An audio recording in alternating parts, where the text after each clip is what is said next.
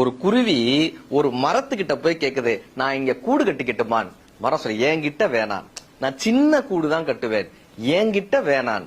இல்ல நான் ரொம்ப வெயிட் எல்லாம் கிடையாது, நான் சின்னதா ஒரு கூடு கட்டி, என்கிட்ட நீ கூடு கட்டாத, வேற ஏதாவது ஒரு மரத்தை போய் பாரு, என்கிட்ட வேணான்னு அந்த மரம் சொல்லுது. இப்ப இந்த குருவி ரொம்ப வருத்தத்தோட இன்னொரு மரத்துல போய் கூடு கட்டுது.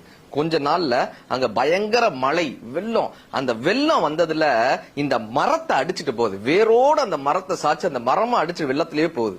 இப்ப இந்த கூட்டில் இருந்த குருவி அந்த அடித்துட்டு போகக்கூடிய மரத்தை பார்த்து சொல்லிச்சான், உனக்கு தேவை, உனக்கு தேவை, எனக்கு கூட்டுக்கு இடம் தர மாட்டேன்னு சொன்னேன்ல, உனக்கு தேவை, உனக்கு தேவை. அப்ப அந்த மரம், அடித்து சென்று கொண்டே இருக்கக்கூடிய மரம் அந்த குருவியை பார்த்துட்டு சொன்னதான், உனக்கு தெரியுமா, நீ வந்து கூடு கட்டணும்னு கேட்கும் போதே நான் வேர்கள்ல வலு இழந்துட்டேன், என் வேர்கள்ல சக்தி இல்ல, நான் உயரமா இருந்து இந்த ஏரிக்கரையை பார்க்கும் போதே எப்படியும் வெள்ளம் வரும்னு எனக்கு தெரிஞ்சது, ஒருவேளை நான் அடித்து செல்லப்பட்டா உன் கூடும் அழிஞ்சிருமேன்னு சொல்லிதான் என்கிட்ட கூடு கட்ட வேணான்னு நான் உன்கிட்ட தயக்கத்தோட சொன்னேன்.